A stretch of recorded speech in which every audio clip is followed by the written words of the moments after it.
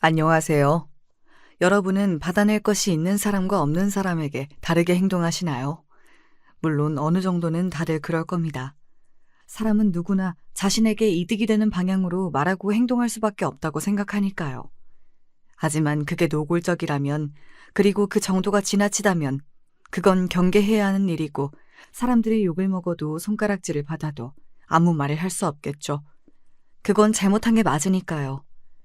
오늘 사연자분의 사연에 등장하는 사람들은 바로 그 선을 넘어서 앞과 뒤가 달랐던 사람들에 관한 이야기입니다. 저는 읽는 내내 세상에는 참 못된 사람들이 많구나 하는 생각을 했던 것 같습니다. 물론 화도 났지만 눈물도 났던 이야기이기도 하고요. 제가 이렇게 이야기하면 많은 분이 어떤 사연을 담고 있는 이야기인지 궁금해하실 거로 생각하는데요. 저를 분노하게 하고 또 눈물 짓게 했던 이야기. 궁금하시다면 오늘도 어디 가시지 마시고 저와 마지막까지 함께 해주시면 감사하겠습니다. 자, 이제 그러면 오늘의 사연 시작해 보겠습니다. 안녕하세요. 저는 경기도에 사는 50대 여성입니다. 오늘 저는 이곳에 굉장히 슬프고도 화가 나는 이야기를 해드리려고 이렇게 펜을 들었습니다. 이런 일은 보다 많은 분이 알아주셔야 하는 일이라고 생각했거든요. 저는 시어머니와 사이가 아주 좋았습니다.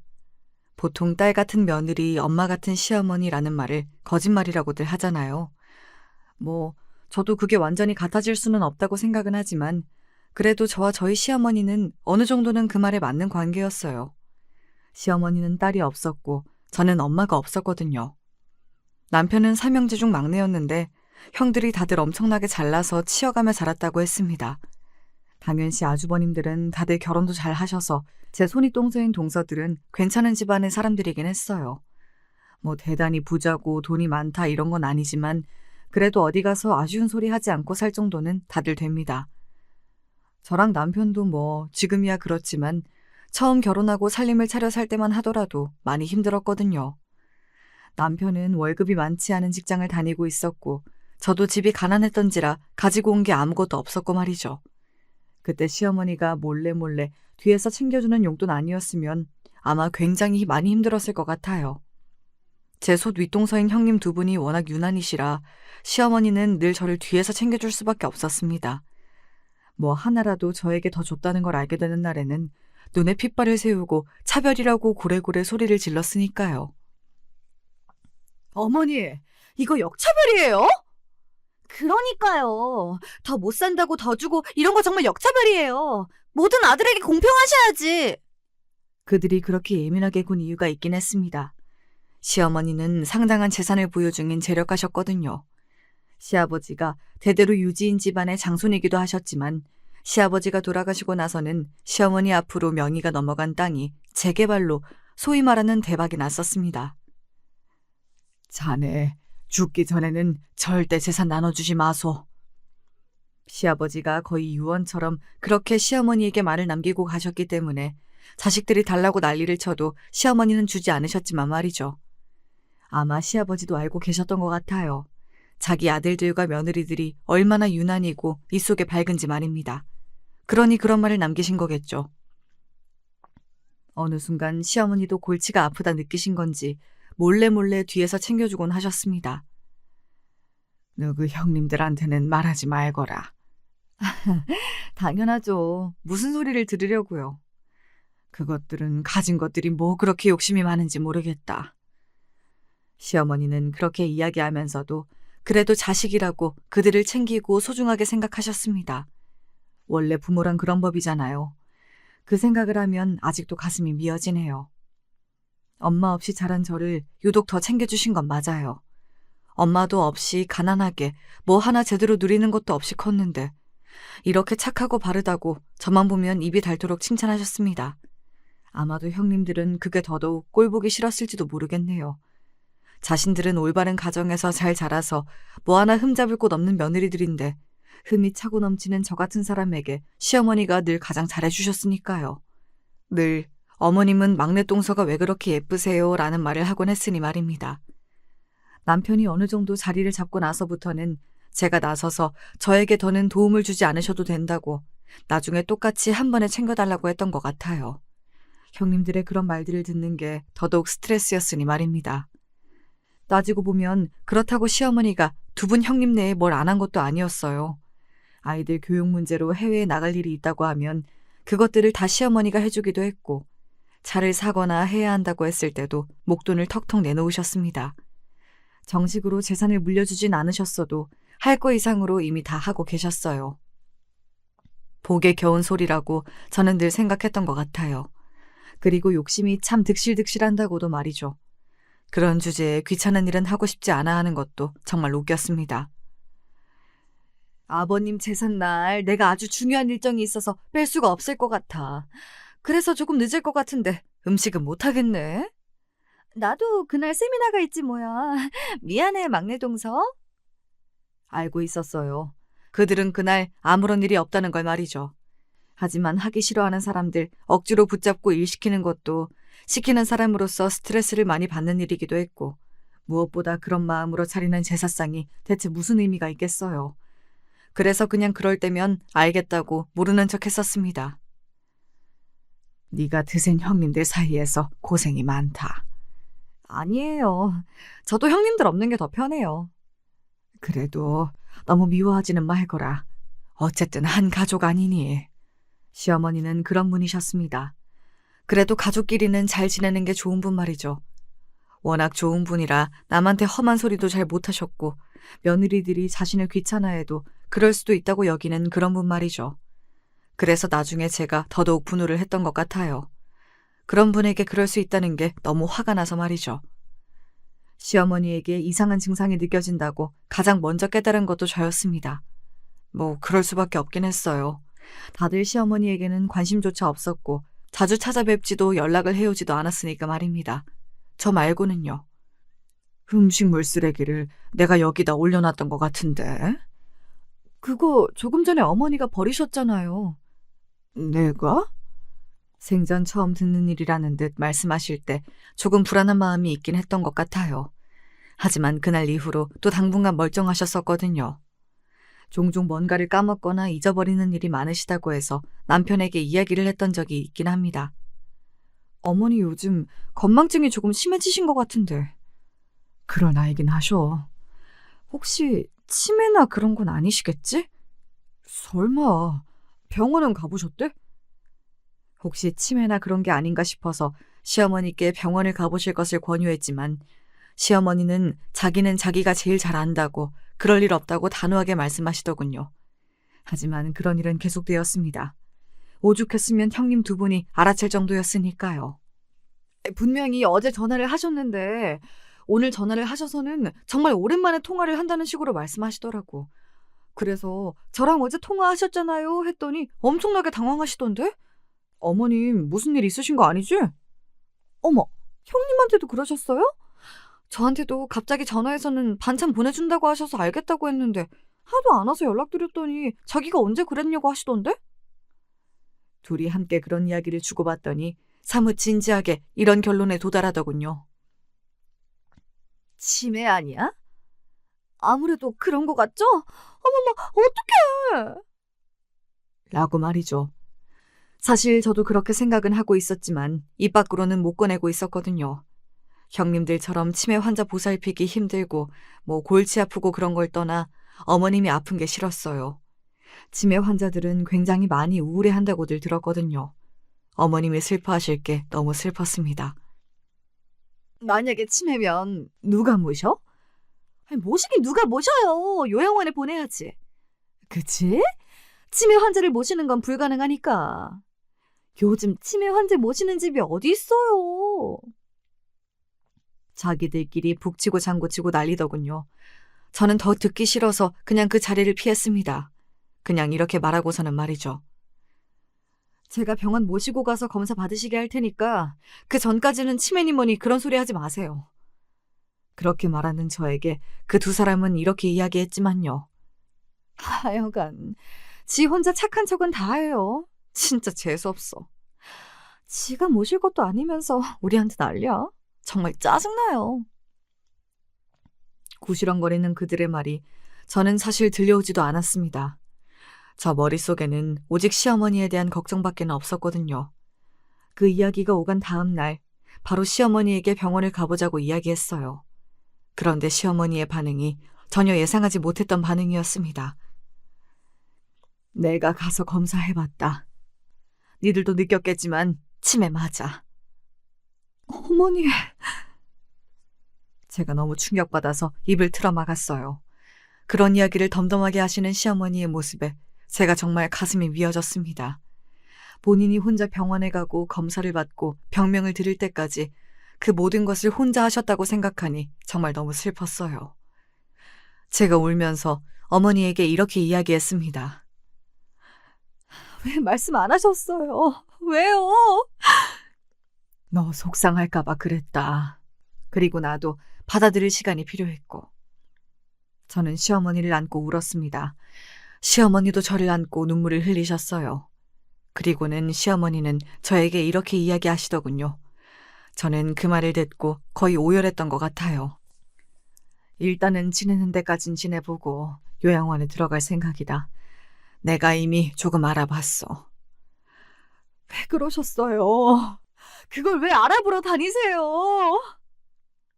혼자 요양원을 알아보며 무슨 생각을 하셨을지, 어떤 마음으로 요양원을 알아보고 다니셨는지, 그 마음이 저는 상상조차 되지 않았던 것 같아요. 그저 눈물만 났습니다. 그거 말고는 할 수 있는 게 없었던 것 같아요. 그리고 얼마 지나지 않아 제가 가족 모임을 소집했습니다. 원래 형님들도 제가 다 같이 보자고 하면 말끝에 꼬투리를 잡고 늘 네가 뭔데 모이라 마라 라는 식으로 이야기하냐 뭐 그런 반응이었는데 이번에는 순순히 오더라고요. 아마 제가 무슨 이야기를 할지 다 알았던 것 같습니다. 본인들도 예상하였을 테니까요. 어머니 치매 맞지? 그치? 아닐 수가 없어. 그건 치매가 맞아. 그러면 이제 정말 요양원을 알아봐야 하나? 그러니까 그건 막내 동서가 알아보면 되지 않니? 자기들끼리 아주 그냥 이미 요양원에 보냈더라고요. 제가 한숨을 푹 내쉬었습니다. 아니, 무슨 요양원에 보낸다는 소리가 그렇게 바로 나올 수가 있어요? 그러면 뭐 모시고 살아? 어차피 막내 동서도 그럴 여유 없잖아. 그니까 자기가 모실 것도 아니면서. 제 직업을 이야기하지 않았죠. 저는 공무원이거든요. 아무래도 일을 하고 있다 보니 모시고 사는 게 힘들긴 했습니다. 큰형님은 하실 수 있잖아요. 어머머, 치매 걸린 노인을 내가 어떻게 모셔? 사실 저도 상황이 안 되는데 누군가에게 모시라 말아 할 수도 없는 노릇이긴 했어요. 그래서 회의를 소집했던 것이었는데 큰형님네나 작은 형님네 두 집 모두 시어머니를 모실 생각은 없어 보였습니다. 자기 부인들 이야기에 입을 꽉 다물고 있는 아주버님들도 같은 생각이신 것 같았고요. 누구 하나가 모시자는 게 아니라 돌아가면서 하자는 거죠. 내가 왜? 그리고 어머님 입장에서도 이것저것 옮겨 다니는 것보다 전문시설이랑 의료진 다 있는 요양원이 낫지. 맞아. 지금 착한 사람이 흉내내는 것도 정도가 있지. 그게 더 나은 거라는 걸 왜 몰라? 사서 소용없는 짓을 왜 하느냐고. 서로 모시지 않겠다고 조금의 양보도 하지 않는데 제가 뭘 할 수 있었겠어요. 그날은 아무런 소득이 없었습니다. 그냥 시어머니의 말대로 일단은 조금 지켜보기로 했던 것 같아요. 아직은 일상생활이 전혀 되지 않을 정도는 아니었으니까요. 대신 자주 들여다보기로 다들 동의했습니다. 물론 지켜지지 않은 약속이었지만요.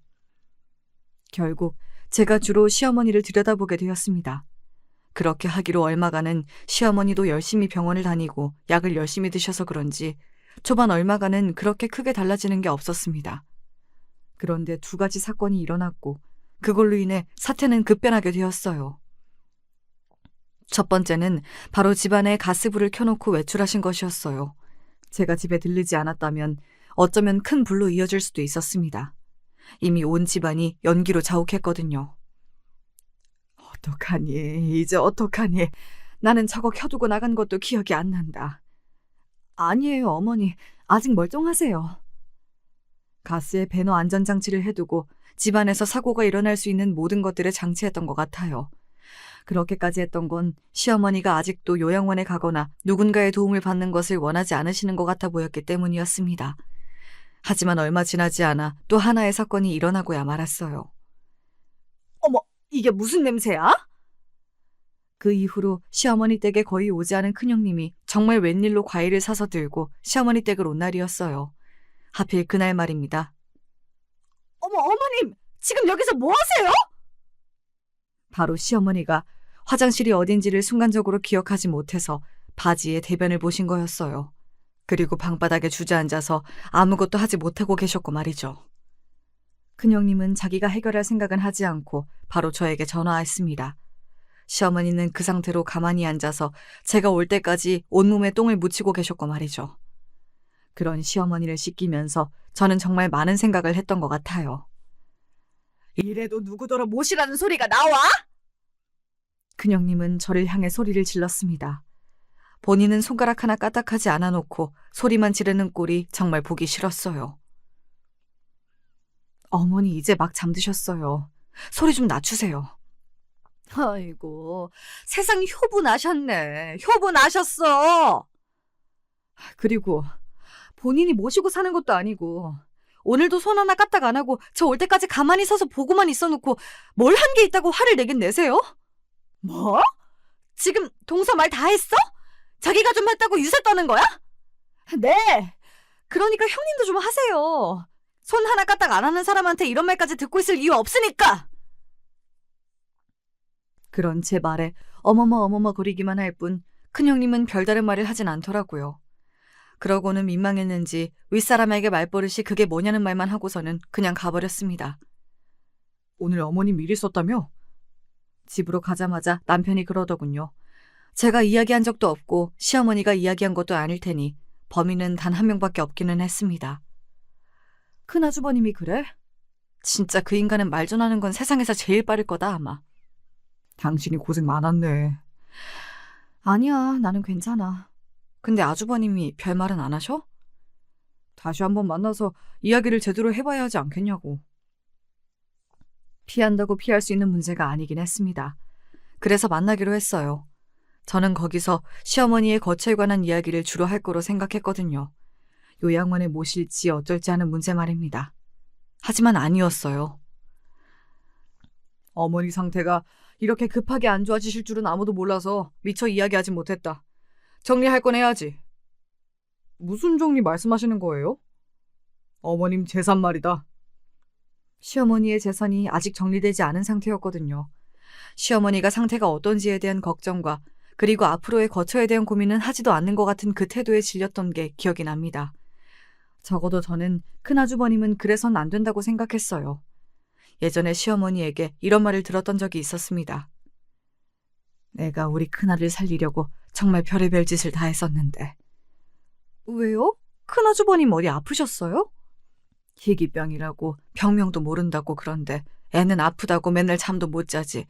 내가 속이 얼마나 새카맣게 타들어가는지 모른다. 그때 병원에서 10살 넘기기 힘들 거라고 그랬는데 기적이지, 기적이야. 시어머니가 밤낮으로 자지도 않고 간호하고 어디 좋다는 병원 있으면 전국 방방곡곡 다니지 않은 곳이 없다고 했습니다. 시아버지도 살아 계셨을 적에 큰아주버님께서 너는 네 엄마가 살린 목숨이다. 뭐 그런 말을 굉장히 자주 하시곤 하셨어서 저희 집안 식구라면 누구나 다 아는 사실이었어요. 재산을 뭘 어떻게 정리를 하자는 건데요? 남편이 무표정한 얼굴로 낮은 목소리로 말했습니다. 그런 남편을 보고 알 수 있었어요. 아, 이 사람도 화가 많이 났구나 하는 사실을 말입니다. 나중에 들었는데 형이라서 참았지 주먹이 날아갈 뻔했다고 하더군요. 우선 내가 큰아들이니까 전체 재산의 반을 받고. 그리고 뒤이어 나온 말도 그냥 웃음이 나왔습니다. 그 와중에 욕심이 득실득실해 보이는 그 말에 말이죠. 저는 속으로 그건 안 될 텐데 하고 생각하긴 했어요. 둘째 형님 내서 가만히 있지 않을 거라고 생각했으니까요. 그리고 제 예상이 맞았습니다. 걔 무슨 소리세요? 형님이 반을 가져간다니. 내가 첫째니까 당연한 거 아니냐? 큰아주버님의 그 말에 저도 화가 나긴 했습니다. 물론 작은아주버님과는 다른 이유로 말이죠. 도대체 자기가 첫째라서 어머님한테 한 게 뭐가 있다고 이럴 때만 첫째 타령을 하는 건지 기가 막히더군요. 아니, 그게 무슨 말이에요? 그러면 형님이 어머님을 모시기라도 할 거예요? 내가 왜 모셔? 아무것도 하는 것도 없으면서 첫째라는 이유 하나만으로 돈은 더 가져가겠다? 그거 너무 양심 없는 거 아니에요? 뭐? 너 지금 형님한테 말 다 했냐? 이럴 때만 형님이지 아주. 형님이 형님이라서 한 게 뭐가 있다고 돈을 더 가져간다는 거요? 오히려 형님이라고 누리는 것만 더 많았으면서 어머님 재산도 반이나 가져가시겠다? 나는 절대 동의 못해요. 저는 큰 아주버님 입에서 반이라는 말이 나올 때 이미 이렇게 될 거라는 걸 짐작하고 있었거든요. 그래서 그냥 아무 표정 없이 두 집안 식구들을 바라봤습니다. 한편의 드라마를 보는 것 같더군요. 막장 드라마 말이죠. 아니, 아주버님 말이 좀 그렇네. 우리가 한 게 없기는 뭐가 없어요? 이러나 저러나 큰아들이라고 부담 느끼면서 자주 들여다본 것도 우리고 반찬도 해다 나르고 그랬는데. 자주 들여다봤다니요. 뭐 둘째 형님네보단 그랬을 수도 있겠죠. 그런데 그건 지나가던 개도 웃을 이야기였습니다. 들여다볼 때도 과일 같은 거 사와서는 주고 가는 정도였어요. 길게 있으면 1시간? 그냥 얼굴 비추는 정도였습니다. 게다가 반찬이라니 정말 기가 막히더군요. 다 사왔고 그마저도 1년에 한두 번 있는 일이었습니다. 저 사람들이 대체 무슨 소리를 하는 건지 저는 가만히 팔짱을 꼈습니다. 고작 저희보다 몇 번 더 들여다본 정도로 재산을 반이나 가져가시겠다고요? 형님은 대체 양심이 어디 붙어 있는 거예요? 뭐? 동서 지금 말 다 했어? 아주 그냥 위아래가 없구만 없어. 형님이 형님 같지 않은데 무슨 위아래를 찾아요? 뭐? 너 지금 말 다 했냐? 그때였어요. 남편이 갑자기 앞에 있던 테이블을 정말 큰 소리가 나게 내리쳤습니다. 쾅 하는 소리와 함께 모두의 입이 다물어졌어요. 그러고는 그 모든 시선이 남편에게로 향했습니다. 저도 놀라서 남편을 바라봤어요. 다들 시끄러워요. 이게 무슨 추태입니까?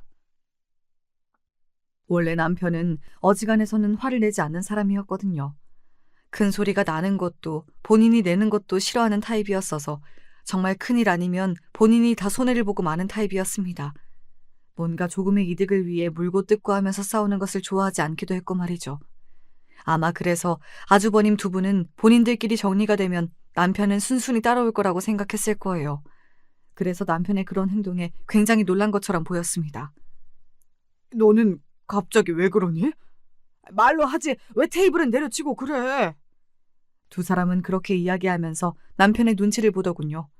그때는 정말 한편의 코미디 영화를 보고 있는 것 같은 기분이 들었던 것 같아요. 지금 어머니가 아프신데 자식들끼리 재산 나누는 걸로 이렇게 싸우는 게 말이 된다고 생각하세요? 한 푼이라도 더 받겠다고 형제들끼리 이러는 거 진짜 부끄럽지도 않으시냐고요. 형님들이 전에 그랬던 적 있죠?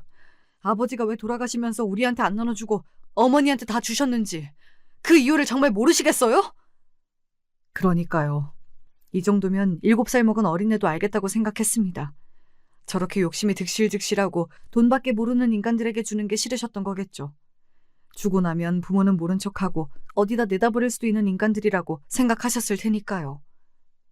무슨 소리를 하는 거냐? 그나주버님이 애써 모르는 척 그렇게 말했습니다.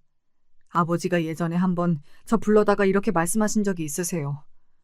그건 저도 모르는 이야기였습니다. 정말로 처음 듣는 소리였어요.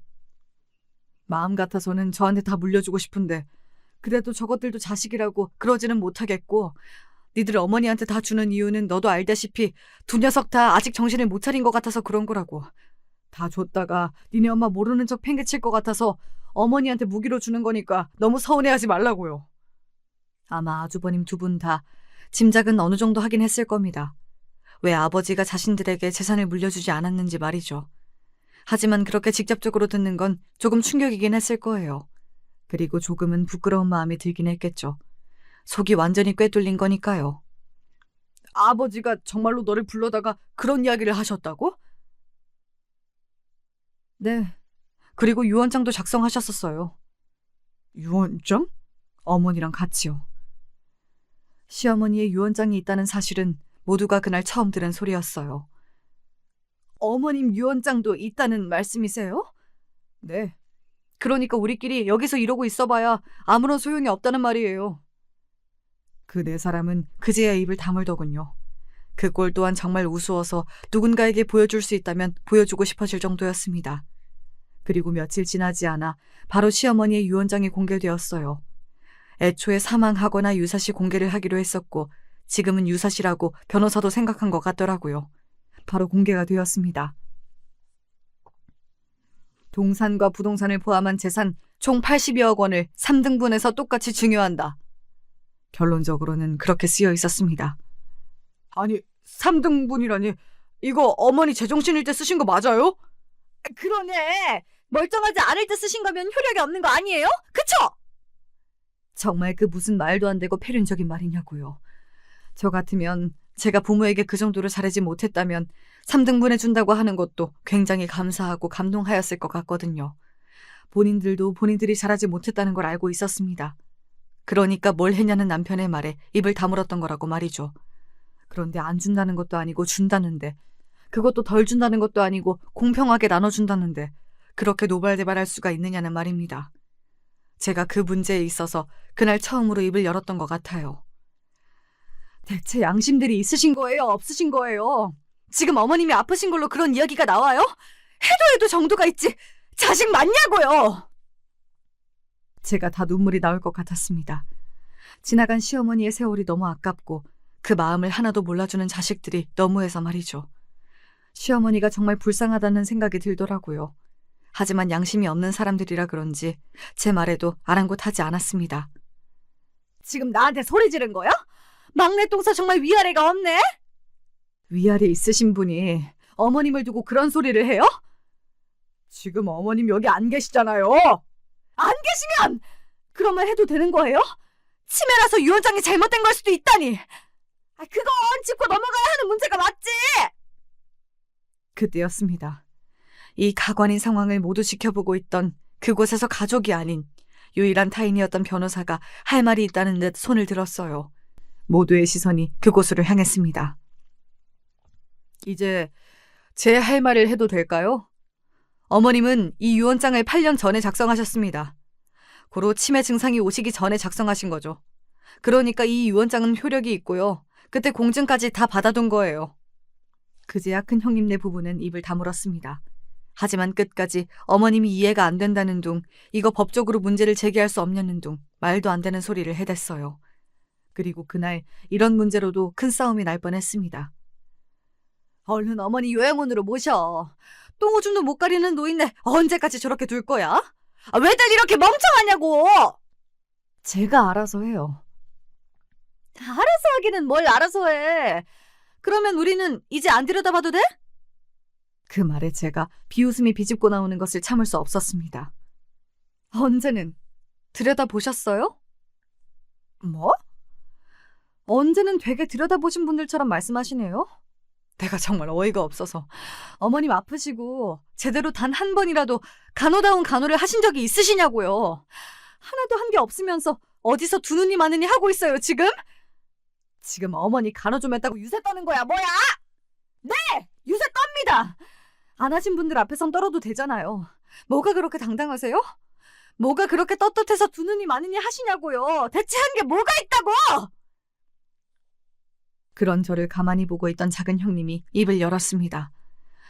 그래, 우린 한 거 없으니까 앞으로도 안 하면 되겠네. 이런 소리까지 듣고서는 해야 할 이유도 없고, 안 그래요? 막내 똥서가 다 알아서 해. 그럼 누가 말려? 우린 걱정돼서 한 소리인데 사람을 패륜으로 만들고 있어. 진짜 기도 안 차서. 재산 가지고 싸워댈 땐 언제고 또 죽이 잘 맞아서는 그런 소리들을 해대더군요. 정말 치가 떨리게 싫었습니다. 그 자리에 더 있다가는 정신이 어떻게 될 것 같다는 생각이 들 정도로 말이죠. 그래서 남편을 데리고 나왔어요. 그리고 남편에게 말했습니다. 어머님, 내가 모실게. 당신한테 그 고생까지 시킬 수 없어. 고생 아니야. 나한테도 어머니는 어머니야. 내가 할 거야. 남편은 몇 번이고 만류했지만 저는 회사를 그만두었습니다. 그리고 할 수 있는 한 힘 닿는 데까지 제가 어머니를 모셔보기로 했어요. 그동안 저에게 잘해주셨던 것, 그리고 물려주신 재산, 그 외에도 너무나 감사한 일들이 많았습니다. 그냥 이대로 요양원에 보내고 가끔 들여다보고 그런 건 할 수 없겠더라고요. 시어머니의 치매는 빠르게 진행이 되었습니다. 저나 남편을 못 알아보는 날도 부지기수였고 하루가 멀다고 사고를 치셨어요. 어린아이처럼 매일 떼를 쓰셨고 말입니다. 그러는 동안에도 형님네 두 부부는 단 한 번도 찾아오지도 연락하지도 않았습니다. 이제 더 이상 시어머니께 볼 일이 없는 거죠. 재산을 다 물려받았으니까요. 제가 정말 슬펐던 건 시어머니는 정신이 온전하실 때도 그렇지 않을 때도 아들들을 찾으셨다는 겁니다. 우리 첫째 병원 데리고 가야 하는데 오늘도 많이 울었는데. 지금 다 나았어요. 아이고, 그래요? 그거 참 다행이네. 나는 우리 첫째 건강만 하면 다 괜찮아. 내가 대신 아프라면 대신 아프고 대신 죽으라면 대신 죽어요. 아이고, 다행이네. 다행이야. 그렇게 이야기하는 시어머니를 보고 얼마나 울었는지 몰라요. 그리고 제정신이실 때는 어딘가 굉장히 생각이 많고 우울한 얼굴로 아들들을 찾으셨습니다. 둘째는 오늘도 연락이 없냐? 내가 보고 싶다고 이야기 전해달라고 했잖아. 오신대요, 곧. 정말이냐? 언제 온다든? 그럴 때면 저는 이렇게 거짓말을 할 수밖에 없었습니다. 금방 다시 잊고서는 다른 말을 하는 시어머니가 어쩌면 다행일 수도 있다고 생각하면서 말이죠. 이제 시간이 조금 지나서 이런 이야기를 하면 울지 않을 줄 알았는데 지금 다시 사연을 쓰면서도 눈물이 주르륵 흐르네요. 부디 이 사연을 들으시는 분들은 부모님께 잘하시기를 바랍니다. 부모의 마음은 정말 자식이 미처 다 헤아릴 수 없는 거더라고요. 그런데 어느 날 그 두 부부가 찾아왔습니다. 저는 정신을 차린 건가 했어요. 그런데 아니었습니다. 어머니 앞으로 땅이 하나 있다는 걸 알게 됐는데 이거 너도 알고 있었어? 그게 무슨 소리세요? 땅이라뇨? 저와 남편은 정말 영문을 모르겠다는 얼굴로 그들을 바라봤습니다. 하지만 어디서 무슨 소리를 듣고 왔는지 큰형님네 부부와 작은 형님네 부부는 잔뜩 화가 나 있는 상태였어요. 어머님 앞으로 고향에 땅이 있다잖아. 그리고 그 땅이 지금 재개발이 돼서 20배가 뛰었다는데 너 알고 있었지? 알고 있으면서 모른 척했지? 아니, 저는 지금 처음 듣는 이야기인데 무슨 소리를 하시는 거냐고요. 막내 도련님 그렇게 안 봤는데 사람이 정말 야갔네, 야갔어. 이렇게 뒤로 딴 주머니를 차려고 했다고? 우리가 그걸 가만히 두고 볼 줄 알았어요? 아니, 정말로 저희는 몰랐습니다. 그 두 부부의 말에 의하면 시어머니 앞으로 되어 있는 땅이 재개발 이슈로 20배가 뛰어서 지금 근 40억가량 한다고 하더군요. 그런데 정말 저희는 몰랐거든요. 땅이 있는 것도 몰랐습니다. 진짜 연기 엄청나게 잘한다. 그거도 제대로 나눠야지. 무슨 소리야? 그건 우리 거지. 아니, 형수님, 그게 어떻게 형님네 거예요? 공평하게 이것도 나눠야지. 공평 같은 소리 한다. 원래 고향 선산이나 땅은 큰아들이 물려받는 거 몰라? 너는 조용히 있어. 뭐예요? 그런 게 어딨어요? 막말로 그게 법도 아니고. 야! 제가 다시 돈으로 그렇게 추하게 싸워대는 걸 볼 거로 생각하지 않았는데 또다시 그런 일이 생기더라고요. 하지만 이번에는 상황이 달랐습니다. 방 안에 시어머니가 계셨거든요. 혹시라도 들으실까봐 전전긍긍하게 되더라고요. 생전 찾아오지도 않던 아들들이 돈 문제에 득달같이 달려오신 게 얼마나 상처시겠어요. 그때였습니다. 야! 이 개자식들아! 엄청나게 큰 소리와 함께 시어머니가 계시던 방문이 열렸습니다. 저는 시어머니가 그렇게 큰 소리로 누군가를 향해 욕을 하는 것도 놀랐지만 최근에 계속 상태가 좋지 않았었는데 벌떡 일어나셔서 나오신 게 더더욱 놀라웠어요.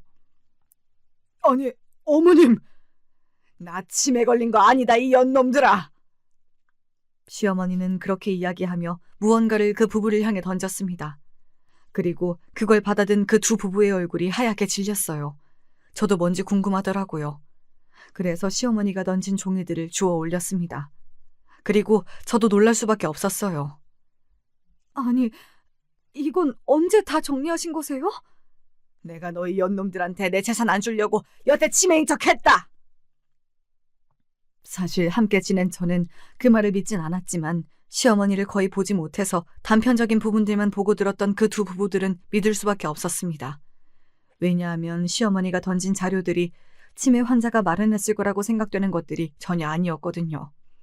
그것들이 뭐였냐면 그동안 시어머니를 방치했던, 모시지 않으려고 서로 떠넘겼던 대화의 내용들과 그리고 유언장에 적힌 재산을 물려받은 뒤에 연락 한번 하지 않았던 증거 자료들, 그리고 마지막으로는 그러한 이유로 큰아들과 둘째 아들에게 그 땅을 주지 않고 막내 아들 앞으로 명의를 이전한다는 서류들이었어요. 아니, 어머니 이걸 어떻게... 그보다 정말 치매가 아니셨다고요? 그래, 이 버러지 같은 것들아. 어떻게 그럴 수가... 아니, 그게 말이 돼요? 대체 왜? 너희가 나를 버리는지 아닌지 궁금했다. 왜? 시어머니가 그렇게 이야기하자 모든 사람이 입을 다물었습니다. 시어머니는 계속해서 말을 이어나가셨어요. 니들 아버지가 죽기 전에 나를 불러서 그랬다. 큰애랑 둘째는 아무래도 재산을 주기에는 영 찝찝하다고. 그렇다고 막내만 주면 막내가 괴롭힘 당할 게 뻔해서 자기는 해결하지 못하고 가니 당신이 잘 좀 해결해 달라고. 시아버지가 그렇게 말씀하셨다는 것도 저는 그날 처음 들었던 것 같아요. 그리고 왜 그토록 끝까지 재산을 자식들에게 증여하지 않으셨는지도 한 번에 알게 되었습니다. 자신의 자식들이 이런 인간들이라는 걸 시아버지는 아셨던 거죠. 나이를 1살, 2살 먹고 죽을 날이 다가올수록 니들 아버지가 그때 해준 이야기가 머릿속에 떠올라서 잠도 못 자겠더구나. 그런데 텔레비전 드라마를 보니까 어떤 할머니 하나가 이런 방법으로 자식들을 시험해보는 장면이 나와서 나도 해봐야겠다 한 거다. 그 말에 모두 벙쪄서 시어머니만을 바라봤습니다. 저는 사실 어머님이 아프신 모든 과정을 옆에서 다 봐왔기 때문에 시어머니가 말씀하시는 모든 말을 다 믿을 수 없었거든요. 그건 남편도 마찬가지인 듯 보였고 말이죠. 어머니, 죄송해요. 저희가 그러려고 그런 게 아니라, 아니, 형님이 가만히 있으면 막내 동서가 다 알아서 할 텐데 우리는 나서지 말자고 저한테 먼저 말씀하셨다니까요. 어디서 내 탓을 해! 요양원 먼저 알아본 건 동서잖아! 저는 알아만 봤죠! 그게 그거지! 진짜 너무 추하다는 생각밖에 들지 않던 찰나였습니다. 그만들 못해! 니들 여기서 조용히 닥치지 않으면 이미 줬던 것도 다 반환 소송할 테니 그런 줄 알아라! 네, 그랬습니다. 이미 집행이 된 유언장을 시어머니는 부를 수 있었어요. 그 유언장의 전제 조건은 시어머니의 유사시였잖아요. 시어머니가 치매가 아니라면 그 전제 조건이 깨지게 되는 거니까 이미 받은 재산을 토해내야 했습니다. 그걸 들은 큰형님네와 작은형님네 부부가 사색이 되는 게 보였어요. 어머니, 죽을 죄를 지었습니다. 저희가 잘못했어요. 그래도 자식이니까 한 번만 용서해 주세요. 태도를 싹 바꿔서 울고불고 하며 비는 그들의 모습을 보고 정말 환멸을 느꼈던 것 같아요. 한참을 그렇게 빌었을까요? 시어머니는 결국 각서를 받아내고서는 그들을 돌려보냈습니다. 바로 땅을 포함해 시어머니 앞으로 남겨진 모든 재산을 저희가 받는다는 것, 그리고 그것에 그 어떤 토를 달지도 않겠다는 것, 그 내용이 담긴 각서였어요. 두 분 아주버님은 끝까지 설득하려 했지만 시어머니는 설득이 되지 않았고 이미 받은 돈을 지켜야겠다는 마음에서 두 사람 다 각서에 사인을 했습니다. 이거 꼭 김 변호사한테 가서 공증받아라. 알겠냐? 어머니, 그게 정말 연기였다고요? 그렇게 멀쩡한 모습을 보여주니 저희도 정말 시어머니가 여태 연기를 했나 싶더라고요. 저희의 그 말에 시어머니는 씩 웃으시더니 그대로 방에 들어가셨습니다. 그리고 다음날 알 수 있었어요. 그날은 사실 시어머니가 정말 우연으로 기적적으로 정신이 돌아오신 날이었다는 걸 말이죠. 그리고 그 자료들은 정신이 돌아오실 때마다 차곡차곡 모아둔 것이라는 것도요. 어떤 마음으로 정신이 들어올 때마다 그런 것들을 모아오셨을지 저는 그 마음이 짐작도 되지 않았습니다. 그리고 생각만 해도 눈물이 나고 말이죠. 시어머니의 바람대로 그 각서는 변호사를 통해 공증받았고 시어머니의 남아있는 모든 재산은 저와 남편의 앞으로 명의 이전이 되었어요. 그게 한 달 정도 걸리더라고요. 큰형님과 작은형님네 부부는 혹시라도 시어머니가 마음이 바뀌어 다시 준 돈을 달라고 할까봐 그 일이 있고 저희 부부 눈앞에 나타나지도 연락해오지도 않았습니다. 그리고 그 모든 서류 작업과 증여가 끝난 한 달 뒤 정말 거짓말처럼 시어머니는 세상을 떠났습니다. 마치 모든 일을 다 해결한 사람처럼 말이죠. 저는 정말 엄청나게 많이 울었던 것 같아요. 몇 번을 울다가 실신했는지 기억도 나지 않습니다. 큰형님네와 작은형님네 부부는 시어머니가 돌아가시고 나서 정말 그때 멀쩡했던 게 맞는지, 그리고 그 재산을 다시 나눠받을 수 없는지를 계속 알아보고 자기를 나름대로 수를 쓰고 다녔지만 방법이 없는 듯 했어요. 나중에는 저희에게 제발 좀 나눠달라고 사정하더군요. 남편은 절대 그럴 수 없다고, 형님들이 괘씸해서 자기가 누구한테 기부하면 했지 형님들한테는 안 줄 거라고 딱 잘라 말하고 나서야 거의 연을 끊다시피 하며 그 모든 것들이 정리되었습니다. 인과응보라는 말을 아시나요? 그리고 업보라는 걸 믿으시나요? 사실 저는 그 전에는 믿지 않았습니다. 주변에서도 그렇고 정치인들이나 재벌들을 보면 나쁜 짓을 하고 도덕적이지 못한 행동을 하는 사람들이 더 잘 되더라고요. 착하게 사는 사람들만 손해를 보는 세상이라고 생각했으니까요. 그런데 제가 그 말이 그래도 어느 정도 맞는 말일 수도 있겠다고 생각하게 된 사건이 2개 있었습니다. 큰 형님네와 작은 형님네에 공평하게 하나씩 말이죠. 그것도 참 신기한 것 같아요. 우선 큰 형님네는 사고가 있었습니다. 뺑소니 사고라고 했어요.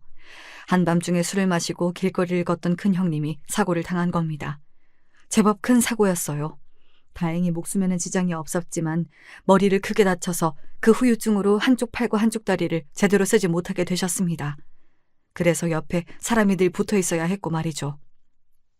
하지만 큰 아주버님은 물론 조카들 그 어느 하나도 큰형님을 돌보려 하지 않는다는 말을 전해 들었어요. 하루아침에 사람이 그렇게 된 거니까 안타깝기도 했지만 이제는 시어머니의 심정을 조금이나마 알겠네 하는 생각이 들 수밖에 없었습니다. 병문안을 갔을 때 큰형님이 저에게 이렇게 이야기하더군요. 내가 이러고 누워있는 거 보니까 고소해?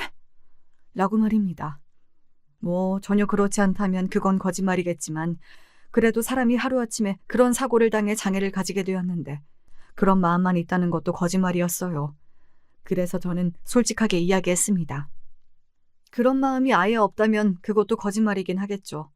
그래도 아파서 누워있는 사람 대상으로 그렇게까지 생각하고 싶진 않고 다만 시어머니 마음이 어떨지 한 번이라도 생각해 보셨으면 좋겠어요. 치매랑 이거랑 같아? 아직도 그런 말이 나오는 거 보니 정신 못 차리신 것 같네요. 형님 아무도 안 돌보려고 하는 것도 다 형님 업보예요. 앞으로 감수하며 사세요. 그렇게 이야기하며 나오는데 뒤에서 고래고래 소리를 지르는 게 들려왔습니다. 이게 왜 업본데? 내가 뭐 어쨌는데? 라는 소리 말이죠. 그리고 작은 아주버님네는 받은 재산으로 어디 잘못 투자했다고 들었어요. 그래서 거의 받은 재산의 반 이상을 날렸다고 들었습니다. 돈이 어디 묶여 있어서 당장 갚아야 할 돈이 없다고 저를 찾아왔던 적이 있어요. 왜 저를 찾아오세요? 그렇게 사이 좋으셨던 큰형님한테 안 가시고요. 누워있는 사람한테 어떻게 돈을 달라고 해. 그리고 그렇게 안 친했어. 저희는 못 드려요. 남편이랑 저랑 그리고 어머니랑 약속했거든요. 절대 큰 형님네나 작은 형님네에 돈을 주는 일은 없을 거라고요. 그니까 애쓰지 마시고 돌아가세요. 물론 바로 포기하지 않고 몇 번 더 부탁하긴 했지만 남편이 나서서 찾아오지 말라고 다시 한번 이야기를 하고 나서는 지금까지는 조용하긴 합니다. 하지만 워낙 돈에 사족을 못 쓰는 양반들이라 언제 다시 찾아올지는 모를 일이에요.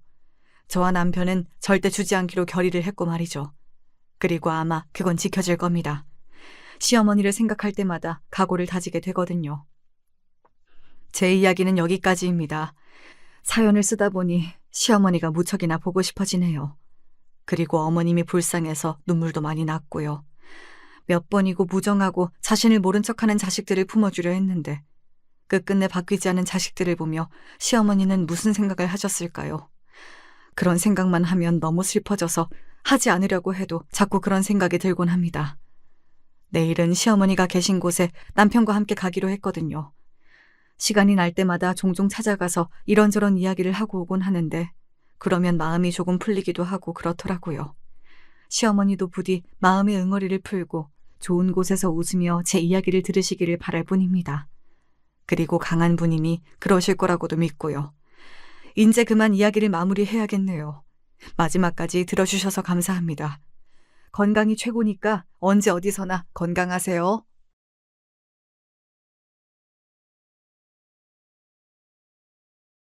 안녕하세요. 전 경기도에 살고 있는 30대 후반 여성입니다.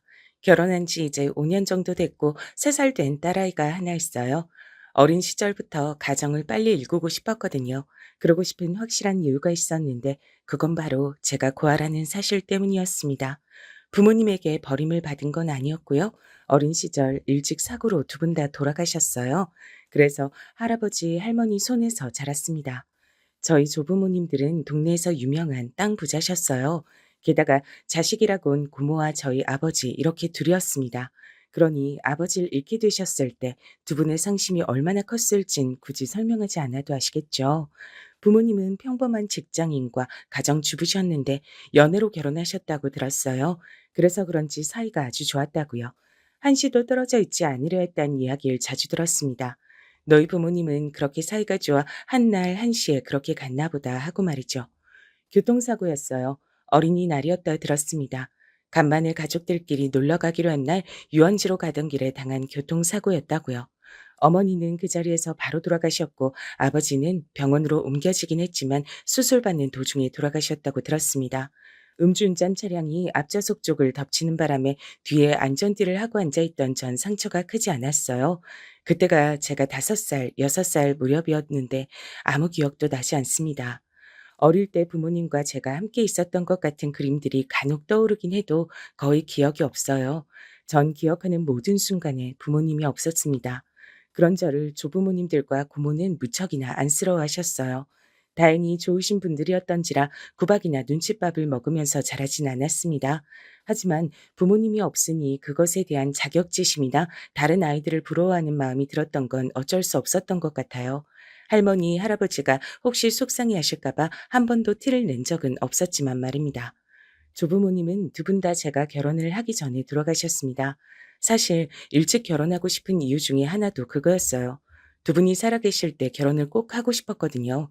하지만 사람의 일이라는 게 마음먹은 대로 되지 않잖아요. 일찍 하고 싶었는데 인연을 제대로 만나지 못해 결혼이 늦어졌어요. 한때 저는 참 사람 운이 없다고 생각했던 적이 있습니다. 연애하면 죄다 이상한 놈들 뿐이고 결혼 날을 잡아놓으면 뒤에서 바람이 나고 그런 식으로 여러 번 배신을 당하거나 속았어요. 저는 그 이유 중 하나가 바로 제가 가진 돈 때문이라고 생각했습니다. 조금 전에 말씀드렸듯 저희 조부모님들은 동네에서 유명한 땅 부자셨어요. 당연히 저에게 물려주신 재산도 상당했고 말입니다. 전 그걸 딱히 숨기지 않았어요. 사실 숨길 이유가 없는 일이긴 하잖아요. 근데 그러다 보니 그걸 이용하고 또 그것 때문에 접근해 오는 사람들을 많이 만났습니다. 부모가 없고 물려받은 재산만 많은 여자. 여기저기서 그 이유만으로 저에게 접근해 오는 사람들을 여러 번 겪고 나니 어느 순간부턴 연애하거나 친구를 사귈 때 제 재산에 대해서 이야기하지 않았던 것 같아요. 그게 사람을 잘 가려내는 방법이라고 생각했던 것 같습니다. 그리고 실제로 그게 맞았고 말이죠. 남편은 제가 그런 생각이 확고할 때 만난 사람이었어요. 남편을 처음 만났던 날이 아직도 기억납니다. 그날은 저희 할머니의 첫 번째 제사가 있던 날이었어요.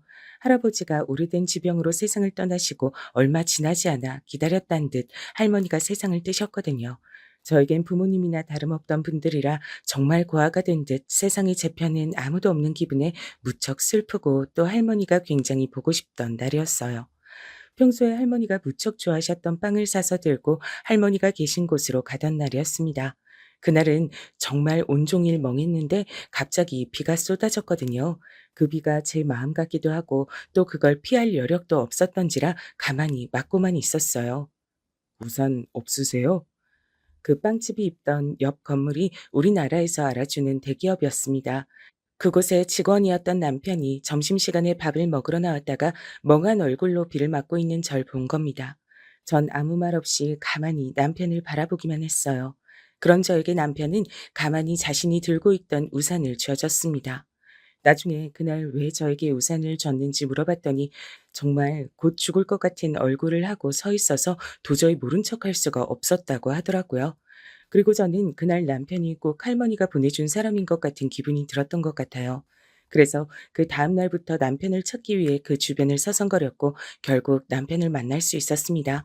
남편은 절 알아보지 못했어요. 여기 그날 저한테 주셨던 우산이요. 웬 이상한 여자가 말을 거나 싶은 얼굴로 절 바라보던 남편은 제가 우산을 건네자 그제야 누군지 알겠다는 얼굴로 절 바라봤습니다. 그러곤 이렇게 말했어요. 이걸 계속 들고 다니신 거예요? 절 만날 때까지? 네. 그렇게 저와 남편의 만남이 시작됐어요. 사실 처음부터 데이트하고 뭐 그랬던 건 아닙니다. 남편은 제가 이상한 사람인 줄 알고 처음엔 피했었거든요. 뭐 당연하겠죠. 그날은 죽을 것 같은 얼굴로 멍하니 비를 맞고 서 있던 여자가 우산을 가지고 다니면서 자기를 만날 때까지 그 주변을 서성거렸다는데 무섭기도 하고 이상하기도 했을 겁니다. 하지만 저는 포기하지 않았고 결국 남편과 차를 한 잔 마실 수가 있는 기회가 생겼어요. 그렇게 대화를 나눠보니 제가 이상한 사람은 아니란 결론을 내리게 됐고 말이 잘 통해서 호감이 생겼다고 하더군요. 남편은 정말 좋은 사람이었습니다. 얼마 만나지 않아 결혼을 하고 싶다는 생각이 들 만큼 말이죠. 만약 내가 결혼을 해서 가정을 일구고 산다면 이런 사람의 아내가 되고 싶었어요. 그래서 청혼도 제가 먼저 했습니다. 남편은 저보다 3살이 어렸거든요. 그래서 사실 그 부분이 조금 걱정되긴 했어요. 혹시나 남편이 부담으로 느낄까 봐서 말입니다. 하지만 남편은 그런 부분을 단 하나도 개의치 않아 했어요. 다만 시어머니가 무척이나 마음에 들어 하지 않으시긴 했습니다. 저희 2사람이 결혼을 약속하고 시댁 어르신들에게 첫 인사를 갔던 날이었어요. 3살이 많다고? 네. 요즘 사람들은 그런 거 아무렇지 않게 생각하고 뭐 그러는 것 같다만 난 구식이라 그게 안 된다. 여자가 나이가 더 많은 건 싫어. 대놓고 제가 나이가 많은 게 싫다고 하시더군요. 뭐 이해가 되지 않는 건 아니었습니다. 그리고 제가 30이 훌쩍 넘은 나이였으니 임신 같은 부분을 걱정하는 것도 당연했고 말이죠. 하지만 저와 남편이 계속해 찾아뵙고 허락을 구했어요. 저는 제가 의리라고 생각했던 것 같아요. 남편을 너무 사랑하기도 했고 또 제가 부모님도 없이 혼자인 것과는 다르게 남편은 위로 형이 있고 아래로는 여동생이 있었거든요. 게다가 집안도 괜찮았고 겉으로 보기엔 화목해 보이기도 했고 말이죠. 물론 제가 돈이 많긴 했지만 그게 전부란 생각을 해본 적도 없고 그리고 제가 그런 곳에는 좀 무감각하기도 했었거든요. 그래서 많이 부족하다 생각했던 것 같습니다. 실제로 시댁 식구들도 다들 그렇게 생각해서 저를 반대한 거라고 말입니다. 조건도 더 안 좋은데 부모님도 안 계시고 나이까지 많은 며느리. 세상 그 어느 부모님이 반가워하겠어요. 반대하시는 마음이 충분히 이해도 됐습니다. 하지만 전 남편을 포기할 수 없었어요. 그래서 을을 자처했습니다. 안 좋은 소리를 하셔도 가만히 듣고 또 시키는 건 뭐든 하면서 말이죠. 그렇게 얼마간의 설득으로 결국 저와 남편은 결혼하게 됐어요. 친구들은 네가 가진 재산을 얘기하면 얼씨구나 하면서 모셔갈 텐데 왜 그렇게 힘들게 돌아가냐 했지만 앞서 이야기했듯 전 그게 그렇게 중요하다고 생각하지 않았거든요. 그렇게 생각한 가장 결정적인 이유는 바로 남편에게 있었습니다. 아, 그 건물이 당신 거라고? 제가 가지고 있는 건물에 대해 이야기했을 때 남편은 정말 별 감흥이 없어 보였거든요. 그게 뭐가 중요하냐는 듯 말이죠. 사실 남편의 그 태도에 남편에 대한 신뢰가 더 커지기도 했고 말이죠. 그래서 제가 가진 재산에 대해 시댁 식구들에게 따로 이야기하진 않았어요. 물어보지 않는데 괜히 먼저 얘기하는 것도 자랑 같기도 하고 또 그걸 얘기한다고 크게 달라지려나 하는 순진한 생각을 했던 것 같아요. 그래서 제 재산에 관한 구체적인 내용은 남편을 제외하곤 시댁 식구들이 아무도 몰랐습니다. 시어머니는 식당을 하셨거든요. 나름 동네에선 장사가 좀 되는 편이긴 했어요. 전 결혼과 동시에 시어머니가 운영하는 식당에서 일을 해야 했습니다. 노는 손도 따모하니 식당에 와서 일이라도 해. 사실 남편만큼은 아니었지만 저도 나름 좋은 대학을 나와서 다니던 회사도 있었어요. 하지만 할머니 할아버지가 돌아가시고 나서 삶의 모든 의욕이 사라졌을 때 도저히 일에 집중을 할 수가 없어서 그만뒀었습니다. 그 이후론 하는 일이 없긴 했어요. 딱히 꿈이나 하고 싶은 것도 없었기 때문에 조부모님들이 물려주신 재산을 쓰면서 허송세월을 보내고 있었거든요. 남편을 만나기 전까진 말입니다. 시어머니는 절 데려다 쓰고 거기 일손을 하나 줄여서 인건비를 낮추겠다는 생각이셨던 것 같아요. 딱히 저에게 월급을 주진 않으셨거든요. 집안일 돕는 건데 월급 같은 건 안 줘도 되지? 뭐 딱히 바라지도 않았고 그 돈이 필요한 것도 아니었지만 노골적으로 속내가 빤히 보이는 그 말엔 기분이 나쁘긴 했습니다. 하지만 내색하진 않았어요. 그리고 군말 없이 시어머니의 식당에서 일했습니다. 시어머니는 좋은 사장님은 아니었어요. 한 푼 두 푼에 전전긍긍하고 혹시나 직원들이 실수로 매출에 영향을 주는 문제가 생기면 작은 일에도 아주 크게 화를 냈습니다. 그리고 항상 돈 했고 말이죠. 시어머니의 식당이 있는 건물의 건물주가 월세를 올린다고 한 번 난리가 났던 적이 있었어요. 그만큼을 감당할 여력이 되지 않아 직원들만 쪼며 성질이란 성질은 다 부리고 있을 때 제가 그 건물을 샀습니다. 물론 시어머니 몰래 말이죠. 그러곤 월세를 낮췄어요. 시어머니를 위해서 한 일은 아니었습니다. 그 식당에서 일하면서 다른 직원분들과 정이 쌓이기도 했었고 하도 성질을 부리시니까 돈 문제가 해결되면 덜하지 않을까 하는 생각에 그렇게 했던 거였어요. 그리고 일시적으로나마 좋아지긴 했었고요. 물론 잠시였지만요. 사실 그 식당에서 계속 일했다면 얼마 지나지 않아 제가 사실은 그 건물의 주인이란 사실을 밝혔을지도 모릅니다. 묻어난 저도 점점 버티기 어려울 만큼 시어머니의 짜증은 날로 심해졌으니까요. 그런 생각을 하고 있을 무렵 제가 임신을 했어요. 나이가 좀 들어서 한 임신이라 병원에선 안정을 취하는 게 좋겠다고 했고 손자에 그 누구보다 진심이셨던 시어머니는 그날로 식당에 나오지 말라고 하시더군요. 그렇게 전 시어머니의 식당을 그만뒀습니다. 그리고 아이를 낳고 나선 아이는 엄마 손에서 커야 한다며 저보고 살림만 잘 살라고 하셨고 말이죠. 뭐 그렇다고 시집살이가 아예 없어진 건 아니었어요. 시어머니가 부르면 나가서 음식을 하고 집 청소를 하고 손님들을 모시고 그런 건 다 제 몫이었습니다. 아까 이야기했듯 남편은 둘째거든요. 위로 형이 있고 당연히 저에게도 형님이 있어요. 하지만 형님에겐 그런 걸 시키지 않았습니다. 형님은 교수였거든요. 남의 시선이나 조건 이런 것들을 중요시 생각하셨던지라 교수인 첫째 며느리를 정말 많이 예뻐라 하셨어요. 당연히 저와는 아주 많이 다른 태도로 말이죠. 대놓고 차별을 하셨습니다. 제가 아무리 묻어나고 그런 거에 크게 상처받지 않는 성격의 사람이라고 해도 그렇게 노골적인 차별 앞에선 저도 마음이 상하긴 했어요. 네가 첫째 생일상 좀 차려라. 제가요? 왜? 싫으냐? 하나뿐인 손이 똥서 생일상 차리는 게 뭐 그렇게 힘든 일도 아니잖니. 제 생일은 단 한 번도 챙겨주신 적도 없고 말로라도 축하한다고 한마디 해주신 적 없으셨던 분이 어느 날은 형님 생일상을 저에게 차리라고 하더군요. 이유는 하나였습니다. 전에 형님이 제가 한 음식이 입에 맞는다고 이야기하신 적이 있으셨거든요. 절 시집살이 시키신 건 시어머니뿐만은 아니었어요. 남편에게 여동생도 하나 있다고 말했었잖아요. 그 시누이가 참 유난히 심했습니다. 언니, 나 귤 먹고 싶은데 귤 좀 사다 줘요. 언니, 나 오늘은 잔치국수 먹고 싶은데. 언니, 저 친구들이랑 있는데 지갑을 안 들고 나와서 여기 와서 계산 좀 해줄 수 있어요? 저를 무슨 종이나 비서 부리듯 부렸어요. 가족이 아니라 갑과 을의 관계란 생각을 했던 것 같습니다. 사실 처음엔 그걸 저도 당연하게 생각하고 받아들였던 것 같거든요. 제가 조건이 모자란데 받아준 거니까 조금 그렇게 대우받아도 참자 하고 말이죠. 하지만 참으니 점점 더 심해지더군요.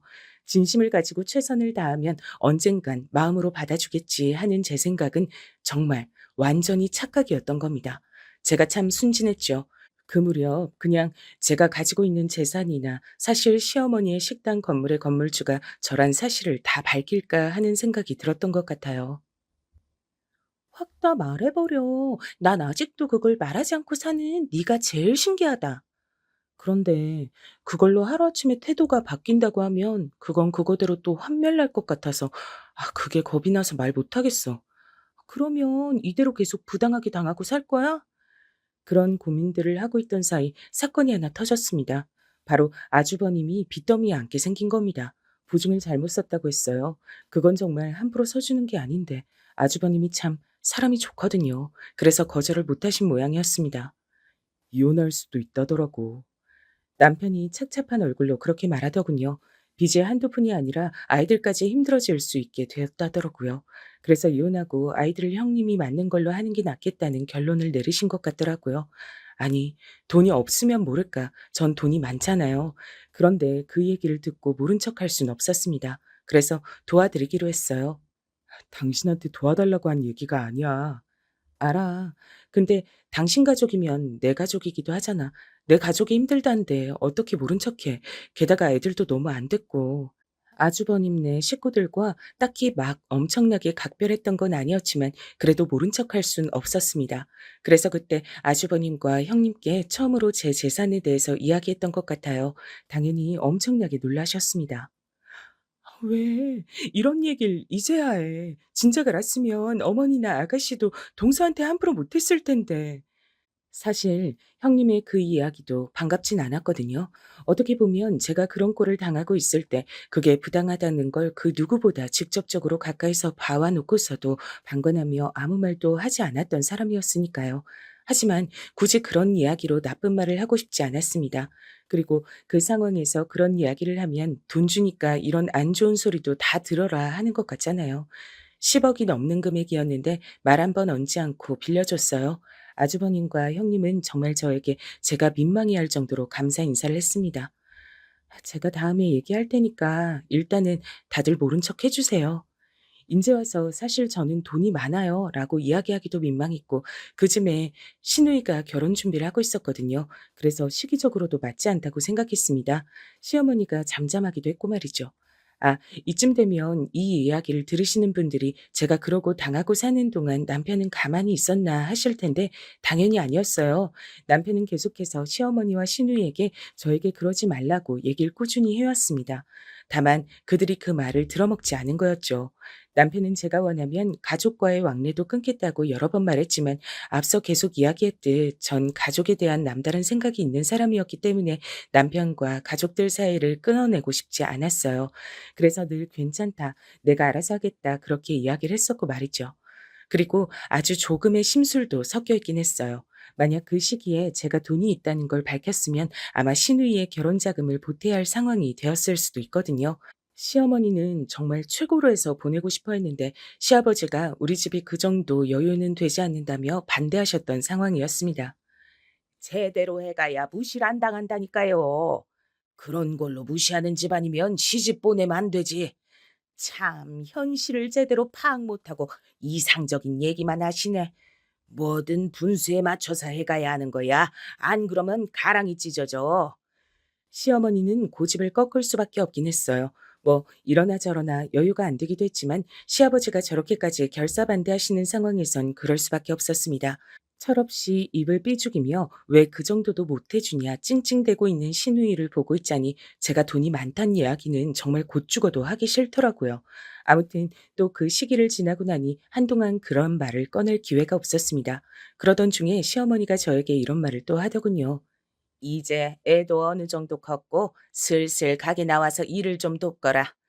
이제 해가 바뀌면 아이가 4살이 됐는데 벌써 엄마 품에서 떼어놓고 싶지도 않았고 또 시어머니의 식당에서 다시 일을 하고 싶지 않았어요. 이제 곧 4살인데 벌써 떼어놓는 건 좀 빠른 것 같아요. 그게 빠른 게 아니다. 남들은 2돌 때부터 맡긴다던데. 그래도 저는 좀 더 같이 있고 싶어요.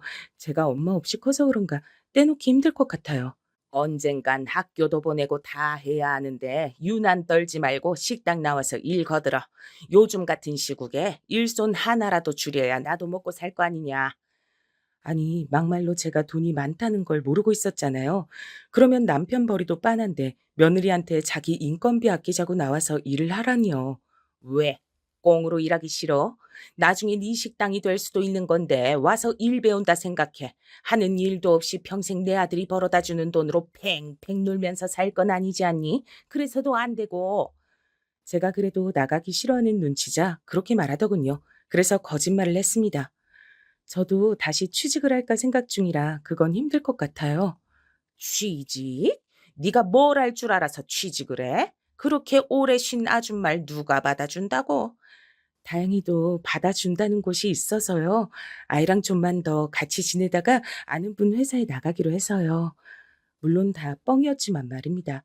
시어머니는 제가 말을 들을 것 같지 않자 화도 내고 막말도 해봤지만 단호히 거절했습니다.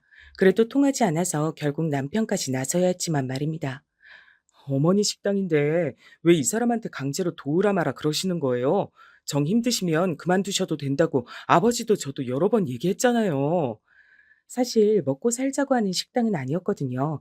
남편의 집안은 부자까진 아니었지만 굳이 따지자면 여유로운 편에 속하는 집이었고 시아버지도 연금이 꼬박꼬박 잘 나오고 있었고요. 식당을 써서 버는 돈은 온전히 시어머니의 사치와 그리고 본인 주변인들에게 허세를 부리기 위한 용으로 쓰였습니다. 그걸 저희 중 그 누구도 모르지 않았고 말이죠. 나중에는 시아버지까지 나서서 하기 싫다는 사람에게 식당 일을 시키지 말라고 나서자 결국 시어머니가 포기하는 수밖에 없었어요. 물론 그러는 와중에 저에 대한 앙금이 더 깊어진 건 당연했지만 말입니다. 다 늙은 시어머니 이겨서 좋겠다. 이기고 말고 하는 문제가 아니고 저는 식당 일이 적성에 맞지도 않고 하기도 싫어요. 사람이 어떻게 하고 싶은 것만 하고 사니? 그런데 꼭 해야 하는 것도 아니니 안 하겠다는 겁니다. 그리고 살림의 보탬이 되게 다른 일을 할 거고요. 그 후로 한동안 조용했던 저에 대한 각종 트집이 더더욱 심해지긴 했습니다. 자신의 말을 듣지 않았다 이거죠 뭐. 하지만 저도 그 무렵엔 참지 않았던 것 같아요. 집에 와서 청소 좀 해라. 오늘 약속이 있어서 힘들 것 같아요. 시어머니가 집에 와서 청소 좀 하라면 원래 있던 약속도 취소하고 당장 달려와서 해야지. 말이 많아. 당장 와. 하지만 저는 가지 않았습니다. 그랬더니 정말 거짓말 안 보태고 저에게 100통 가까운 전화를 하신 것 같아요. 저희 시어머니 정말 징하죠.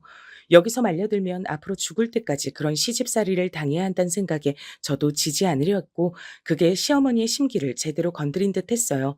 아주 괘씸해 하시면서 절 노골적으로 괴롭히기 시작하셨거든요. 하루는 이랬던 적도 있습니다. 내가 몸이 좀 아프니 데리러 오거라 하면서 절 식당으로 부르시더라고요. 다른 일로 부르셨으면 안 갔을 수도 있는데 몸이 아프시단 분을 모른 척할 수 없어 갔습니다. 그리고 당연하게 저에게 고무장갑을 던지며 말씀하셨어요. 오늘 식당 김치 담그는 날인데 네가 좀 도와야겠다. 아프신 거 아니었어요? 그니까 내가 아파서 못하니까 네가 해야지. 거기까지 가서 아프다고 하는 분이 그렇게 이야기하는데 모른 척하고 올 수 없어 김치를 담갔습니다. 시어머니는 하나도 아파 보이지 않는 얼굴로 제 뒤에 서서 사사건건 간섭하며 절 부려먹었습니다. 그런 식으로 되도 않는 거짓말로 사람을 불러내 일을 시키는 일이 잦아졌어요. 남들이 들으면 저보고 등신 같다고 얘기할지도 모릅니다. 한두 번 당했으면 그냥 그런 소리를 해도 모른 척하지 왜 매번 가서 당하고 오느냐고요. 그런데 이게 진짜일지도 모르잖아요. 그래서 아닌 걸 알면서도 늘 나갔던 것 같아요. 혹시나 하는 마음에 말입니다. 그러던 어느 날은 저도 참지 못하고 화를 냈던 적이 있긴 해요. 언니, 이것 좀 들어주세요. 또 시어머니의 거짓말에 속아 나간 자리엔 한껏 쇼핑한 듯 양손에 쇼핑백을 가득 들고 있는 시누이와 시어머니가 있었습니다. 쇼핑한 짐 들어달라고 부르신 거예요? 내가 팔이 아파서 이걸 들 수가 없잖아. 팔이 아픈데 쇼핑은 왜 나오셨어요? 너 지금 시어머니한테 따지는 거니? 어른이 아프다고 하면 군말 없이 짐을 들어야지. 여기 아가씨 계시잖아요. 어머, 언니, 전 언니 같지 않잖아요. 저 같은 게 뭔데요? 저는 힘도 없고 또 딱 봐도 언니 팔뚝 반만한데 저렇게 무거운 짐을 어떻게 들어요? 그 이야기를 듣는데 순간 피가 거꾸로 쏟는 듯 하더군요. 그래서 정색하며 말했습니다. 그럼 다 버리고 오세요. 전 못 들어드려요. 하고 돌아서서 나왔어요. 제가 그렇게 나올 줄은 몰랐던 건지 놀라서 잠시 아무 말이 없던 시어머니와 시누이가 소리치는 게 들려왔지만 모른 척하고 그냥 집으로 돌아갔습니다. 사실 저는 그 이후에 저에게 더 난리칠 줄 알았거든요. 그런데 한동안 잠잠했습니다. 하지만 저는 시어머니나 시누이가 정신을 차렸다고 생각하진 않았어요. 다음에는 또 무슨 머리를 어떻게 써서 절 부려먹을지 겁이 났음 났지 말입니다. 그리고 얼마 지나지 않아 제 그런 걱정은 정확히 들어맞았습니다. 그날은 형님의 생일이었어요. 한 일주일 전부터 형님의 생일에 제가 와서 미역국을 끓이라는 얘기를 하셨습니다. 생일에 그 정도 해드리는 건 사실 어려운 일도 아니고 좋은 날 괜히 시끄럽게 만들고 싶지 않아서 그러겠다고 했던 것 같아요. 갈비찜도 좀 해라. 잡채도. 재료는 다 사놨다. 미역국만 끓이면 되는 거 아니었어요? 국만 가지고 밥 먹을 거니? 사실 정말 하고 싶지 않았거든요. 그런데 이미 저녁에 가족들이 다 오기로 한 상태에서 하지 않을 수도 없었어요. 오늘 이 문제는 다음에 다시 한번 더 말씀드려야겠다고 생각하면서 한숨을 쉬곤 하라는 건 다 했습니다. 간이 짜다. 너는 손이 왜 이렇게 작니? 사람이 몇 명인데? 차라리 방 안에 들어가 가만히 있는 게 낫지 옆에 붙어서서 사사건건 간섭이랑 간섭은 다 하더군요. 최근에 저를 닥달하지 못한 걸 이번 기회에 다 하기라도 할 것처럼 말입니다. 전 원래 그런 사람이 아니었는데 시어머니와 이런 일이 자주 있으면서 성격이 안 좋아지는 것 같았어요. 그런 생각이 드니까 빨리 이 관계를 어떤 식으로라도 정리하고 넘어가야겠다는 생각을 하던 중이긴 했습니다. 제 성격을 완전히 버리기 전에 절 위해서라도 말이죠. 오기로 한 식구들이 하나 둘 시댁으로 오기 시작했어요. 제일 먼저 온 사람은 다름 아닌 신우이였습니다. 근데 갈비찜이 좀 짜 보인다. 신우이는 오자마자 제 음식이 마음에 들지 않는다는 듯 못마땅한 목소리로 말을 하더군요. 그날 그렇게 두고 온 걸로 아직도 앙금이 있어 보이는 듯 했습니다. 자신이 잘못한 건 하나도 생각하지 않고 말이죠. 그 다음은 시아버지였어요. 둘째가 와서 음식을 했니? 아, 네. 애들 시키지 말라니까. 아님 밖에서 먹어도 될 걸 굳이 집밥 먹자고 하더만. 시아버지의 그 말을 듣고 알 수 있었습니다. 형님이 제 음식을 좋아한다는 건 다 핑계고 오로지 절 고생시키기 위해 이런 자리를 만들었다는 걸 말입니다. 자기가 하겠다고 한 거예요. 마음 같아선 제가 언제요? 라고 말대답하고 싶었지만 어른들도 다 계시고 또 좋은 날이니 정말 꾹 참았습니다. 그리고 그 무엇보다 놀란 건 형님인 것 같았어요. 형님은 제가 아주버님의 빚을 대신 갚아준 그날 이후 그 누구보다 제 눈치를 봤거든요. 물론 고마워하기도 했고 말입니다. 동서가 이걸 다 했어? 형님 생일인데 뭐 이 정도는 해드릴 수 있죠. 날 부르지. 이걸 혼자 다 어떻게 고생했겠네. 괜히 미안해. 형님의 그 말에 시어머니가 끼어들었습니다. 소날의 동서가 형님 생일 상 좀 차려줄 수 있지. 뭐가 그렇게 미안해. 하여간 넌 착해 빠져서 문제라니까. 시어머니가 그렇게 이야기하니 형님은 오히려 더 불편해 보이는 듯 했어요. 왜 아니겠어요. 저에게 고마워 죽는 사람인데 말입니다. 그날 남편은 야근으로 오지 못했고 아주버님은 뒤늦게 합류했어요. 아주버님도 제가 음식을 다 했다고 하니 몸둘 바를 모르시더라고요. 시어머니가 잠시 그런 장면을 보고 의아한 듯 고개를 갸웃하긴 했습니다. 너나 큰애나 왜 이렇게 둘째 눈치를 봐? 너 쟤들한테 안 좋은 소리 아니? 제가 형님이랑 아주버님한테 안 좋은 소리 할 게 뭐가 있어요. 시어머니는 뭐라 더 말을 하고 싶어 하는 듯 보였지만 시아버지가 더 이상 시끄럽게 하지 말고 밥 먹자고 대화를 끊으셔서 그 얘긴 일단 중단됐습니다. 전 잠시 고모에게 전화가 와서 먼저 식사하시라고 한 뒤 고모와 전화 통화를 한참 하고 다시 식사 자리로 갔어요. 사람들 다 같이 모여서 밥 먹는데 무슨 통화를 그렇게 길게 해? 누구니? 아, 고모요. 제 대답에 시어머니는 뭐라 더 말은 하지 못하고 못마땅한 얼굴로 절 바라보기만 했습니다. 그러는 와중에 형님이 다 먹은 밥그릇을 들고 일어섰어요. 왜? 뭐 더 줘? 시어머니는 저에게 뱉던 그 날카로운 말투와는 180도 다른 다정한 말투로 형님에게 물었습니다. 역시 동서가 음식을 너무 잘해요. 너무 맛있어서 한 그릇 더 먹으려고요. 밥솥 저기 있죠. 밥을 딱 맞게 해서 남은 밥이 없었거든요. 그걸 말하려고 입을 막 댔는데 시어머니가 제 앞에 있는 밥그릇을 빼서 형님에게 건넸습니다. 순간 형님이 놀라 그 자리에서 굳었어요. 그건 저도 마찬가지였고요.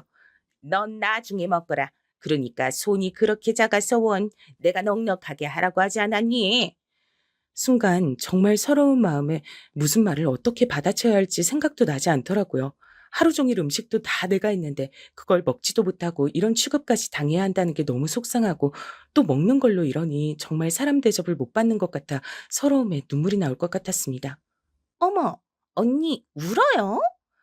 제 눈에 눈물이 고인 걸 신우이가 보고 묻더군요. 뭐 이런 일로 우냐는 말투로 말이죠. 정말 한 대 때려주고 싶을 만큼 얄미웠어요. 아, 아니요. 없으면 저는 더 안 먹어도 돼요. 하루 종일 음식하느라 힘들었을 텐데 동서 먹어야죠. 형님이 놀라서 제 눈치를 살피며 손사래를 쳤습니다. 밥이야 금방 되는데 뭐. 오늘 생일인 사람이 많이 먹어야지. 자, 얼른 먹어. 얘는 괜찮어. 아니, 제가 괜찮은지 아닌지를 왜 본인이 결정하냔 말입니다. 그런 말도 울컥해서 하지 못했어요. 지금 말을 하면 눈물이 같이 터져 나올 것 같았거든요. 눈물을 참느라 잔뜩 굳어진 얼굴로 자리에서 일어나는데 형님이 화들짝 놀라 제 손을 덥석 잡았습니다. 어머니, 동서한테 이러시면 안 돼요. 형님은 그렇게 이야기하며 무릎을 꿇듯 제 앞에 앉았습니다.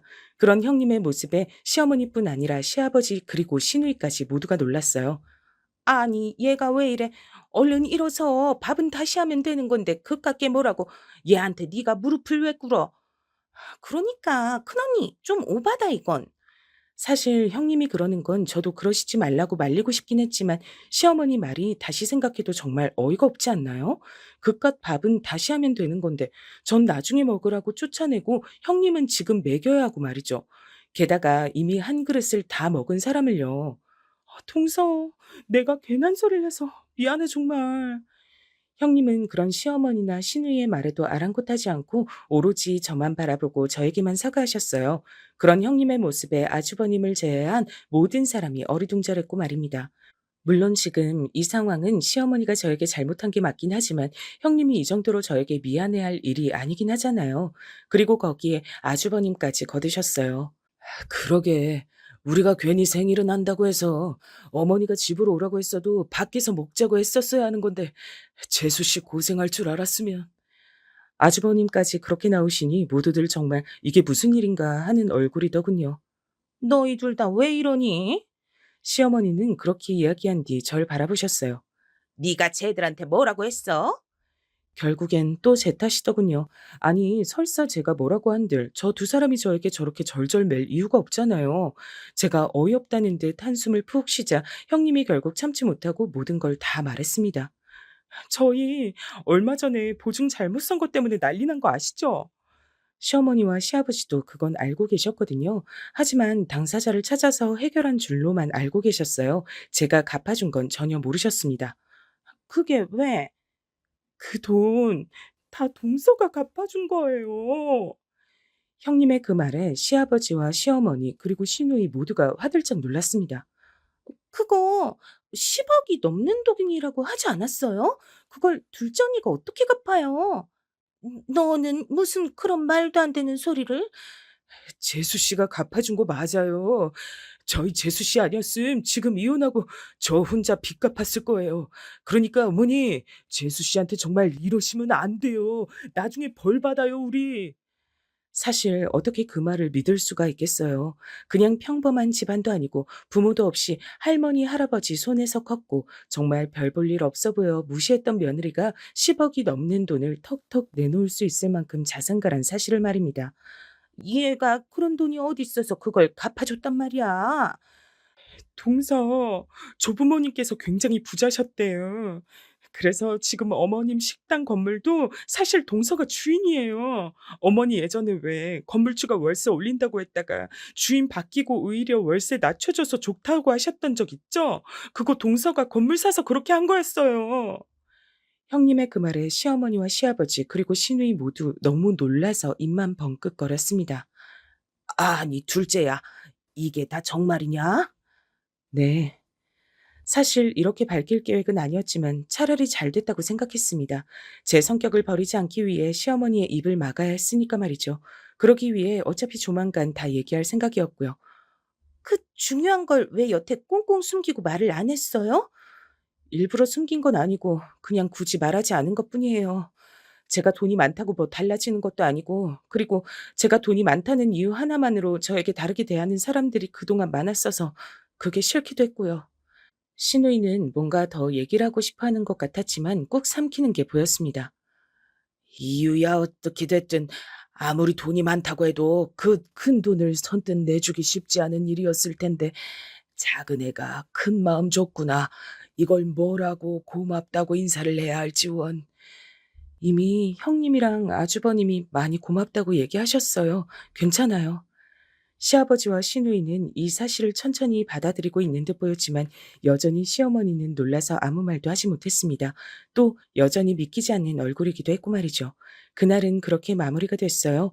집으로 가 남편에게 오늘 있었던 일에 대해 다 얘기했습니다. 남편은 미안하다고 하더군요. 어머니가 그 정도로 막 나오실 줄은 몰랐다고 말이죠. 뭐 사실 많이 상처받기도 했고 서럽기도 했지만 저에겐 남편과 딸아이가 세상 전부였기 때문에 이런 것들은 다 괜찮았어요. 그날 이후로 시어머니와 시누이가 절 대하는 태도가 완전히 달라진 건 조금 웃기긴 했습니다. 사실 저는 시누이는 그렇다 쳐도 그간 절 그 정도로 괴롭혀온 시어머니는 본인의 자존심 때문이라도 저에게 대면대면하게 구실 줄 알았거든요. 그냥 더 이상 괴롭히지만 않는 선에서 말입니다. 하지만 저희 시어머니는 정말이지 대단하신 분이긴 하셨어요. 아이고, 우리 둘째 며느리 왔니? 정말 하루아침에 저게 같은 사람인가 할 정도로 완전히 달라졌습니다.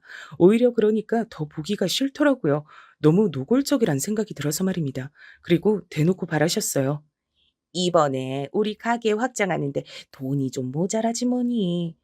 가족끼리 꼭 월세를 받아야 하겠니? 하면서 말이죠. 하지만 저는 못 들은 척했어요. 그거마저 예전 같았으면 어디서 어른 말을 무시하냐며 노발대발했겠지만 저에게 아무 소리 하지 못한다는 게 달라지긴 했고 말입니다. 시누이도 툭하면 제 앞에서 뭐가 가지고 싶네, 누구는 뭐가 있네 하면서 노골적으로 뭔가를 바라다가 계속 반복이 되어도 제가 그걸 해줄 생각이 단 하나도 없어 보이자 결국 분통을 터뜨리긴 했습니다. 아니, 큰오빠는 10억이 넘는 빚도 턱 턱턱 갚아주면서 전 왜 차 한 대 뽑아달라는 얘기도 못 들은 척하는 거예요? 설마 언니 예전에 내가 서운하게 했다 그러는 거예요? 그건 내가 잘못했다고 했잖아요. 그러니까 서운한 거 있으면 다 풀고 더도 말고 차 한 대만 뽑아줘요. 네? 더도 말고라는 말이 애초에 믿기지 않았어요. 제 돈을 보고 접근해온 수많은 사람들을 보며 그런 부분에선 도가 텄거든요. 신의 같은 사람은 한 번 해주면 끝을 모르고 바랄 타입의 사람이었습니다. 물론 해주지 않아도 그럴 사람이긴 했지만 말이죠. 그리고 포기도 모를 사람이었고요. 사실 시간이 지나면서 이럴 걸 예상하고 더 말하지 않은 것도 있었거든요. 어머니나 아가씨가 생각보다 더 뻔뻔하고 노골적이네. 이래서 동서가 얘기하지 않았구나 싶기도 하고, 괜히 나 때문에 또 미안하게 됐어. 형님이 또다시 저에게 사과하는 상황이 되고 말긴 했어요. 자꾸 죄송해하는 게 오히려 더 부담이라 더 이상 그러시지 말라고 말했습니다. 그리고 결국 또 터질 게 터지고 말았어요. 시어머니가 제가 그 건물에 건물주란 이유로 새 들어있는 다른 가게들의 월세를 마음대로 올려 자신이 대신 받는 사태가 발생하고 만 겁니다. 사실 이건 어떻게 보면 사기나 다름없거든요. 제가 용서해줘도 준 쪽에서 문제로 삼으면 일이 커지는 문제였습니다. 이 일을 알게 되자마자 제가 일일이 다 찾아다니며 사과드렸고 더 올려받은 월세를 다시 돌려드렸어요. 그리고 얼마 지나지 않아 다시 그 건물을 다른 사람에게 팔았습니다. 그리고 시어머니에게 통보했어요. 그 건물 팔았어요. 이제 제가 건물주 아니니까 그 건물과 관련해서 마음대로 하시면 안 됩니다. 어머니 진짜 잡혀가세요. 그걸 왜 팔아? 그럼 새 건물주가 월세 다시 올릴 거 아니니? 그러니까 그런 일은 왜 하셨어요? 저는 이제 돈과 관련해서는 어머니랑 아가씨랑은 아예 얽힐 일 없을 거고 이야기 듣지도 않을 거니까 저한테 부탁하지 마세요. 그렇게까지 단호하게 얘기했는데도 한동안 요구는 계속됐답니다. 결국 남편까지 나서서 연을 끊겠다고 말하고 나서야 조금 조용해졌어요. 하지만 그나마도 얼마 가지 않았습니다. 주기적으로 찾아와서 돈돈거렸죠. 그 전에 절 괴롭힐 때도 참 집요하다 싶었는데 이 문제는 더하더군요. 아니, 가족이라며. 가족들한테 그 정도도 못 해주니. 제가 어머님이랑 아가씨를 한두 번 겪어요. 한 번 해주면 계속 바라실 분들이잖아요. 그리고 고민을 많이 한 말을 결국 입으로 뱉어냈습니다. 저를 이 말까지 하게 만드는 그 사람들이 정말 징글징글했어요. 어머니랑 아가씨 계속 이러시면 저 정말 애비랑 한국을 뜨던지 이혼하든지 하는 수밖에 없어요. 제 입에서 이혼이란 말이 나올 줄은 몰랐는지 놀라는 것 같더라고요. 아니, 나 같으면 죽고 말겠다. 너도 참 대단하다, 대단해.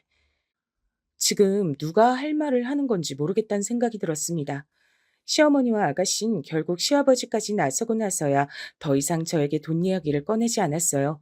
시아버지가 시어머니에겐 한 번만 더 그러면 이혼을 하겠다고 하셨고 아가씨에겐 이럴 거면 집에 오지 말라고 엄포를 놓으셨거든요. 그리곤 저에게 면목이 없고 부끄럽다고 고개를 숙이셨습니다. 사실 이걸로 끝일 거라고는 생각하지 않아요. 시어머니와 시누이의 성격을 그 누구보다 잘 아는 저로서는 언젠가 다시 저에게 돈을 요구하는 일이 생길 거로 생각합니다. 그리고 지금도 속으로는 그래도 설마 가족인데 언젠가는 좀 해주겠지 하고 생각할 거로 말이죠. 하지만 전 정말 그럴 생각이 없어요. 이건 시어머니나 시누이가 미워서 그런 것은 아닙니다. 물론 그들이 미운 것도 있긴 하지만 그 이유 때문만은 아니에요. 한 번이 어렵지 그 다음부턴 쉽다는 말이 괜히 있는 것도 아니고 말입니다. 남편은 자기 같은 사람에게 시집 잘못 와서 고생한단 말을 요즘 입에 달고 살아요. 그런 남편이 안쓰럽고 마음이 쓰입니다. 오히려 그런 엄마 밑에서 이렇게 바르게 자란 남편이 요즘은 존경스러울 지경인데 말이죠. 아무튼 지금은 그 정도로 마무리돼서 조용하긴 합니다. 남편이 저만 원한다면 시어머니나 시누이와 연을 끊겠다고는 하는데 가족이란 게 그렇게 쉽게 끊어지는 연도 아니고 또 가족의 연을 어떻게 함부로 끊으라 마라 할 수 있겠어요. 만약 이런 일이 계속해서 일어나면 외국으로 나가는 건 고려 중이긴 합니다. 남편 회사에서도 주기적으로 해외 발령을 나갈 직원들을 찾고 있기도 했고 저도 외국에서 한번 살아보고 싶다고 생각했던 적도 많았고 말이죠. 물론 지금은 생각만 하고 있는 단계긴 하지만요. 시원하고 통쾌한 복수가 아니라 어떻게 보면 조금 답답하게 결론이 난 이야기일 수 있겠네요. 하지만 남편과 헤어지지 않는 이상 남편의 가족들에게 뭘 어떻게 더 할 수 있을까 하는 생각이 들어요. 그렇다고 이런 문제로 남편과 이혼을 할 수도 없는 노릇이고 말입니다.